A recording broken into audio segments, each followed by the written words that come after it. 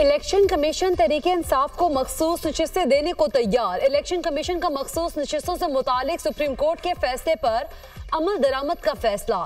सियासी जमात की तरफ से चीफ इलेक्शन कमिश्नर को निशाना बनाने की मजम्मत। इलेक्शन कमीशन ने किसी फैसले की गलत तशरीह नहीं की।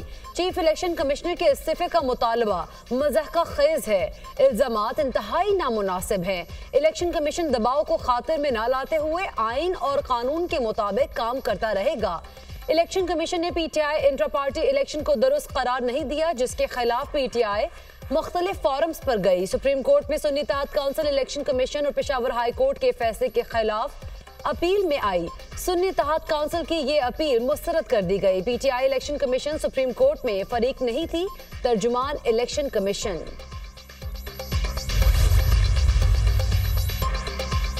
पीपल्स पार्टी का मखसूस नशिस्तों पर नजरसानी के मामले पर हुकूमत का साथ देने पर इत्तफाक। पीटीआई पर पाबंदी और आर्टिकल 6 लगाने वाले मामले पर मजीद मुशावरत की जाएगी। मामला सीईसी में पेश करके गौर-ओ-हिवस किया जाएगा।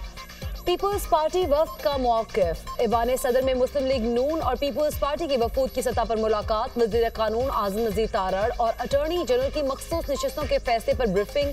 तहरीके इंसाफ और पाबंदी से मुतालिक भी मुख्तलिफ कानूनी पहलुओं पर तबादला ख्याल। बानी पीटीआई आरिफ अलवी कासिम सूरी पर आर्टिकल 6 की कार्रवाई से मुतालिक भी ब्रीफिंग।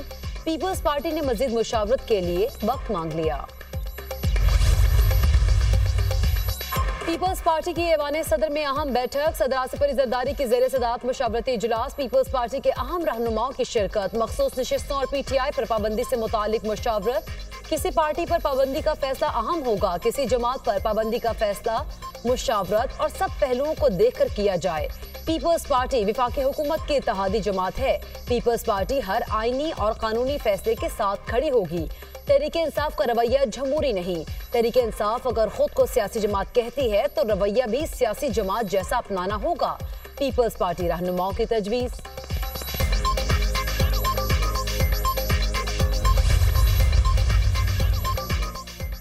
तहरीके इंसाफ पर मुमकिना पाबंदी के खिलाफ करारदाद। खैबर पख्तूनख्वा असम्बली में मंजूर। तहरीके इंसाफ मुल्क की सबसे बड़ी सियासी जमात है।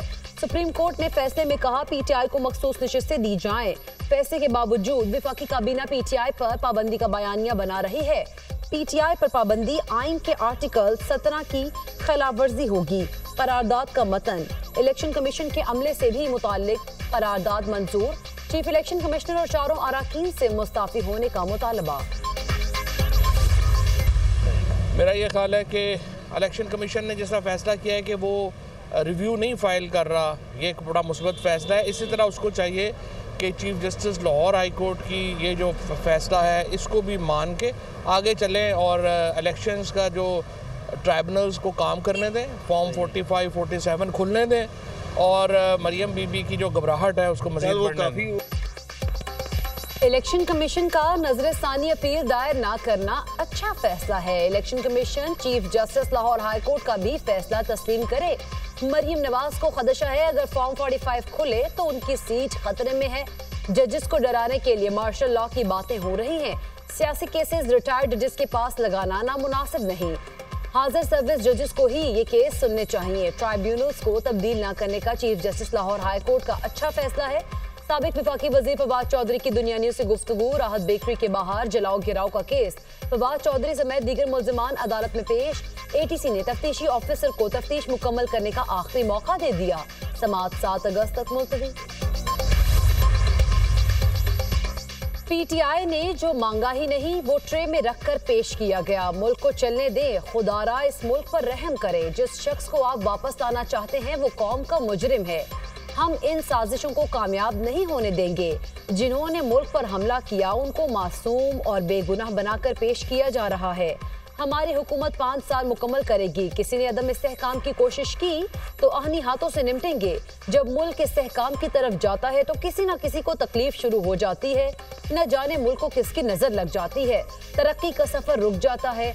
वज़ीर आला पंजाब मरियम नवाज का तकरीब से खिताब।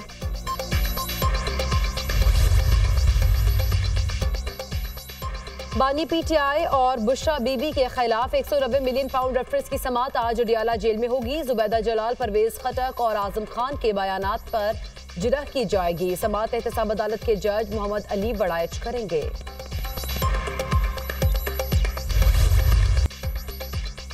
जस्टिस रिटायर्ड सरदार तारिक मसूद, जस्टिस रिटायर्ड मजहर आलम मियां खेल को एडहॉक जज तैनात करने की मंजूरी। चीफ जस्टिस काजी फाइज ईसा की ज़ेर सदारत जुडिशल कमीशन का इजलास जस्टिस सरदार तारिक मसूद के नाम की मंजूरी 8-1 के तनासुब से दी गई। जस्टिस तारिक मसूद की 1 साल के लिए बतौर एडहॉक जज तैनाती की सिफारिश की गई। जस्टिस मुनीब अख्तर ने जस्टिस सरदार तारिक मसूद की बतौर एडहॉक जज तैनाती पर इख्तलाफ किया। जस्टिस रिटायर्ड मजहर आलम मियां खेल के नाम की मंजूरी 6-3 के तनासुब से जारी की गई। जस्टिस मुनीब अख्तर और जस्टिस यहिया अफरीदी ने मजहर आलम मियां खेल की तैनाती की मुखालिफत की। चीफ जस्टिस के नामजद 4 में से 2 जजेस का एडहॉक जज बनने से इनकार। जस्टिस रिटायर्ड मशीर आलम और जस्टिस रिटायर्ड मकबूल बाकर की एडहॉक जज बनने से माजरत। हुकूमत और तहरीके लब्बैक के दरमियान मुज़ाकरात कामयाब। TLP ने फैजाबाद में धरना खत्म कर दिया। निहत्ते फ़लस्तीनियों पर मज़ालिम का सिलसिला जारी है।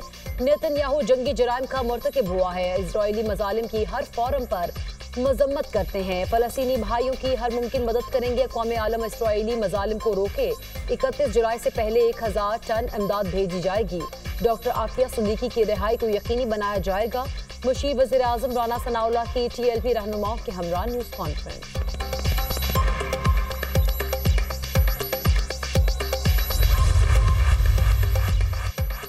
अमरीकी कांग्रेस में पाकिस्तान का किसकी चेयरपर्सन शीला जैक्सन ली इंतकाल कर गई। रियासत टेक्सास से रुकन कांग्रेस शीला जैक्सन ली कैंसर में मुब्तला थी। शीला जैक्सन सैलाब, जल्जले समेत हर नागहानी आफत में पाकिस्तान की मदद के लिए पेश रही। शीला जैक्सन ली को हुकूमत पाकिस्तान ने हलाले पाकिस्तान के एजाज से भी नवाजा।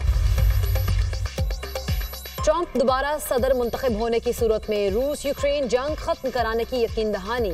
साबिक अमरीकी सदर डोनाल्ड ट्रंप का यूक्रेनी सदर से टेलीफोनिक राब्ता। कहा, रूस यूक्रेन जंग में अब तक बेशुमार लोग हलाक हो चुके। रूस और यूक्रेन की खूनी जंग खत्म करके दुनिया में अमन लाऊंगा।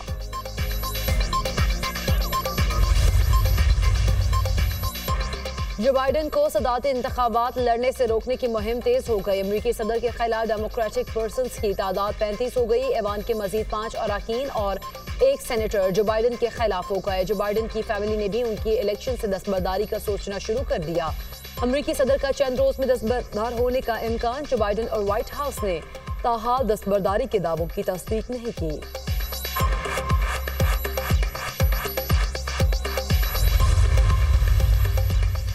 नायब अमरीकी सदर का जो बाइडन के हवाले से सवालों का जवाब देने से गुरेज। कैमला हैरिस की व्हाइट हाउस में डेमोक्रेटिक डोनर्स से गुफ्तगू। डोनर्स को बाइडन की जीत की यकीन दहानी कराना दुश्वार हो गया। कैमला हैरिस ने डोनाल्ड ट्रंप पर तनकीद के नश्तर बरसा दिए। प्रोजेक्ट 2025 को खतरा करार दे दिया।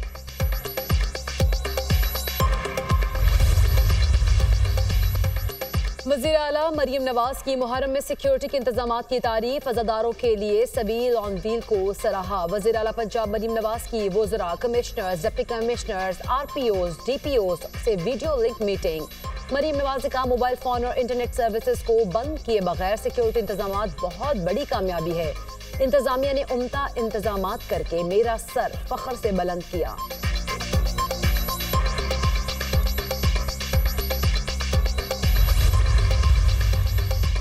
कराची में मानसून के दूसरे स्पेल की एंट्री। आज भी मुख्तलिफ इलाकों में कहीं हल्की और कहीं तेज बारिश का इम्कान। इस्लामाबाद, पंजाब और खैबर पख्तूनख्वा के मुख्तलिफ इलाकों में भी बारिश की पेशगोई। कश्मीर, गिलगित बल्तिस्तान और शिमाल मशरकी बलूचिस्तान में चंद मकामात पर तेज बारिश मुतवक्के।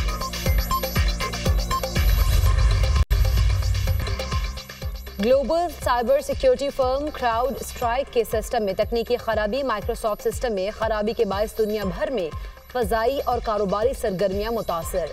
पाकिस्तान में भी माइक्रोसॉफ्ट के सारिफीन को मुश्किलात का सामना। पाकिस्तान टेलीकम्युनिकेशन अथॉरिटी के मुताबिक क्राउड स्ट्राइक के सिस्टम में खराबी को दुरुस्त कर दिया गया है। सिडनी, बार्सिलोना, बर्लिन, जद्दा, दमाम और रियाज एयरपोर्ट पर परवाजों का शेड्यूल मुतासर।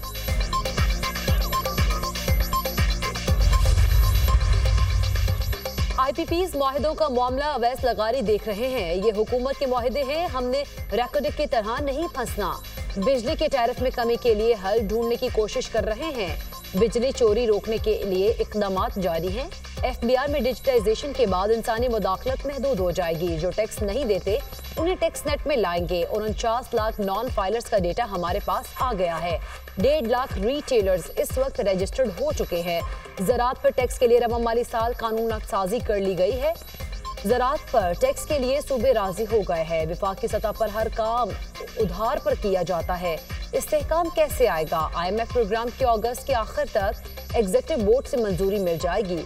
अक्टूबर-नवंबर तक PIA privatise Islamabad airport outsource कर देंगे। वज़ीर खजाना मोहम्मद औरंगजेब की दुनिया न्यूज़ के प्रोग्राम दुनिया कामरान खान के साथ में गुफ्तगू।